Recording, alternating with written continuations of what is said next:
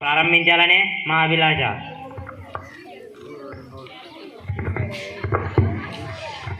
మీ ఆలోచన నిజమే పెద్దన్నమాత్య. ప్రభువారి ఏలుబడిలో ఎన్నో భాషలు ఉన్న తెలుగు భాషపై ఇంత మక్కువ చూపడానికి కారణం ఏమిటో? అదేమిటి సూరణ కవి? మందారం ముకురందాలు జాలు వారే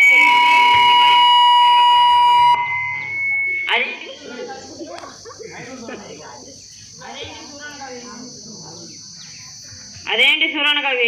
మందార ముకురందాలు జాలవారే తెలుగుని ఇష్టపడిన వారుందరా తెలుగుదేల నందువ తెలుగుదేల ఎన్న దేశంబు తెలుగేయనుండు తెలుగు వల్లగుండు తెలుగేయనుండు ఎల్ల నొప్పులు గొడవ నెరుగవే భాష ఆడి దేశ భాషలెందు తెలుగు లెస్స దేశ భాషలెందు తెలుగు లెస్స. మరి ఇంతటి మన తెలుగు భాష మీద ఎవరికైనా ఎందుకు మమకారం ఉండదు? పెద్దనార్య కవులారా, మేము తర్వాత పద్యాన్ని పూరిస్తాం.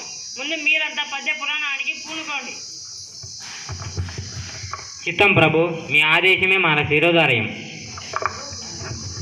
పెద్దనామాత్య కవులారా, మేము పద్య పురాణాన్ని అడిగేదను.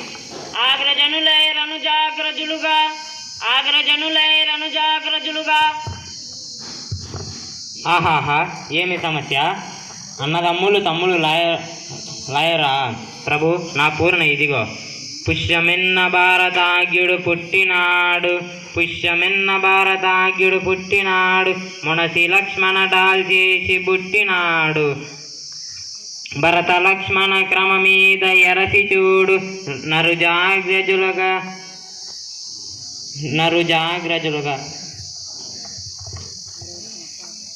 కరినెత్తుకపోయి ఎలుక కలుగుందినయన్ కరినెత్తుకపోయి ఎలుక కలుగుందినయన్. దీన్ని అర్థవంతంగా పూరించండి భట్రమూర్తి గారు.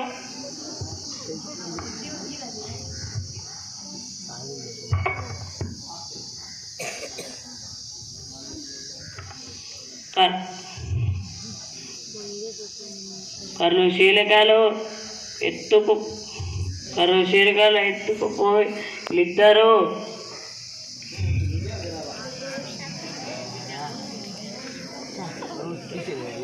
చిరుకలిద్దరు చక్కెరతో చిరుకలిద్దరు ఎత్తుకుపోయి గౌరవించు వాళ్ళు చిలుకలిద్దరు చక్కెరతో గౌరవించు కర్ల చిలుకలిద్దరు ఎత్తు.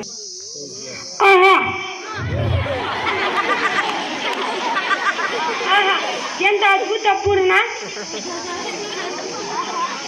ఎలుక ఏనుగుని ఎత్తుకుపోవాలదా? ఆ ఏనుగు రంధ్రంలో పట్టున ఏనుగులు చిలుకలు ఎద్దులు మొదలైనవి చక్కెరలతో చేసిన బొమ్మలు వ్యాపారి పగలంతా పెట్టి అమ్మాడు. సాయంత్రానికి అన్నీ ఎత్తి పెట్టేటప్పటికీ ఒక ఏనుగు బొమ్మని మరిచాడని దానిని ఎలుక ఈడ్చుకుపోతున్న మీ భావం వినుకూలంగా ఉంది. బహుబాగు కృతజ్ఞతలు మహాప్రభు. ముద్దు పలుకుల ముక్కు చిమ్మన్న కవి అందుకోండి. గాడిద ఏడ్చేను గదన్న గణ సంపణ గాడిద ఏడ్చేను గదన్న గణ సంపణ. దీని పూరి రాజాకార నమస్కరిస్తున్నా. మానవులలో ఆడిన మాటలు తప్పేవారు కొందరు ఉన్నారు. జంతువులలో దీని చూడలేం. ఆయన దైవకృత కూడించగలను. ఆడిన మాటలు తప్పిన గాడిద కొడుకుంటుడిగా వినియో వీడు నా కొడుకుని యొక్క గాడిద ఏడ్చాను కదన్న కనసంపన్న. లౌకిక గమనంలో జీవనంలో ఆడిన మాట తప్పిన గాడిద ఏడ్చింది అన్నారు. దీనిని చెప్తూ దృష్టాంత రూపంలో మీ సాగిన పురాణ బల దుర్జడి తిమ్మన్న కవినులందరూ లోక రీతిని విధి లేకుండా పలికారు. ఇప్పుడు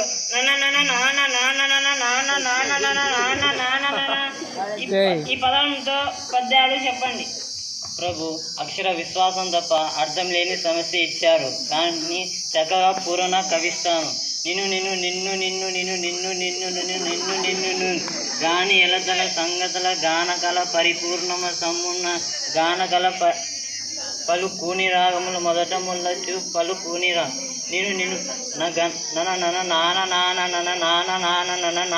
నాన్న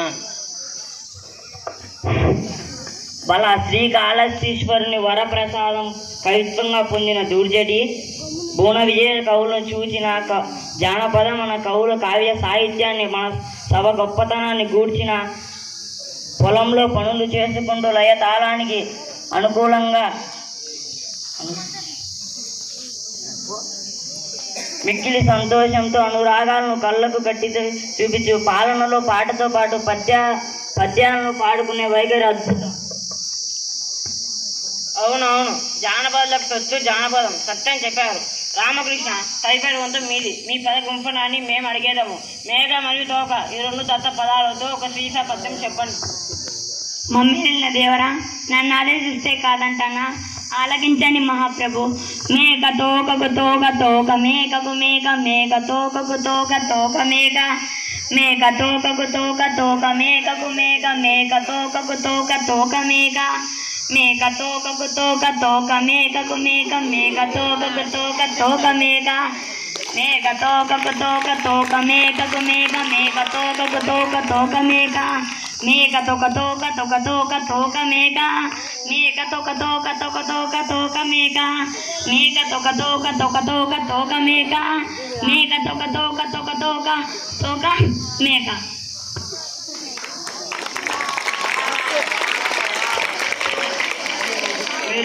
మీరు సామాన్యులు కాదు రామకృష్ణ కవి. మీరు ఎంతటి మేకల కాపారి అడవికి మేయడానికి మేకను తీసుకువెళ్తున్నట్టు ముందుగా మేక వెళ్తుంది. మేక వెనుక భాగంలో తోక ఉంది. తోక వెనుక భాగంలో మరొక మేక. ఇలా మీ తీరు మేక తోక అనే దత్త పదాలతో చక్కగా చిక్కగా చెప్పారు. శభాష్ రామకృష్ణ కవి. మీ కత్తికి రెండు వైపులా పదునైనాయి, అందుకే మీరు వికట కవి అయ్యారు. రామభద్ర, పూలదండ, మూలముండ, కొత్తదండ, గోళగొండ అనే పదాలతో భారతంలో ఒక పద్యం చెప్పండి. చిత్తం మహాప్రభు, రామభక్తుడైన నేను నాకు భారతంలోనే పూర్ణ ఇచ్చాడు. పూర్ణ ఛందస్సును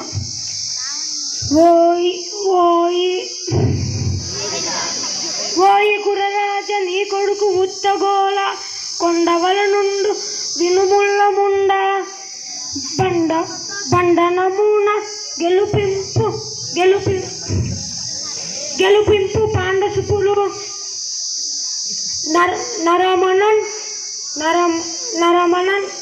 నరమణన్ పూలదండ రేకొత్తకుండా నరమణన్ పూలదండ రేకొత్తకుండా. ఓయి కురురాజా, నీ కొడుకు ఉత్త గోళ మనసు కలిగిన వాడు, ఆకారంలో కొండంత ఉన్నా బుద్ధిబలం లేనివాడు. ధర్మానికి బద్దులైన పాండవులే ఈ యుద్ధంలో గెలుస్తారు. నీ కుమారుడు మరణిస్తాడు.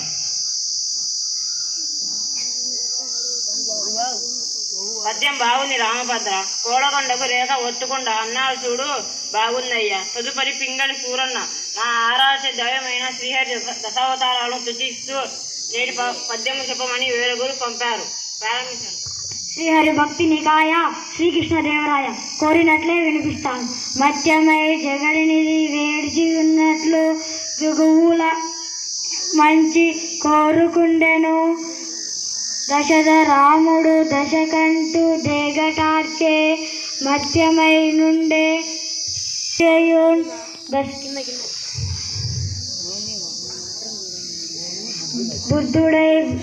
బుద్ధుడై త్రిపురశీల బుద్ధి మార్చి గట్టియే వారిని వినిపించెను. మధ్యవతారణ సోమగాసుని చంపాడు. కరుమమై మందారగిరి మోచి పాల సముద్రాన్ని చిలకడానికి సహాయమయ్యాడు. వరహ రూపంలో హిరణ్యకశిపుని చీరాడు. నృసింహ సాంబై హిరణ్యకశిపుని చీల్చాడు.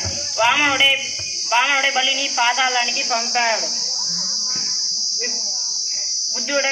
బుద్ధుడే పర స్త్రీల బుద్ధిని మార్చాడు. శ్రీరాముడే రావణాసుని వధించాడు. శ్రీకృష్ణుడై చెడ్డవారిని అంతం చేశాడు. పరశురాముడే రాజుల దర్పాన్ని కూల్చాడు. కాలికి నీతిహీనులను కూల్చాడు. దశావతారాల దశావతారాల కార్యకాలను మనోహరమైన రసంతో సభికులను అలరింపజేశావు. మీ అభినందన స్పందనకు నా వందనం.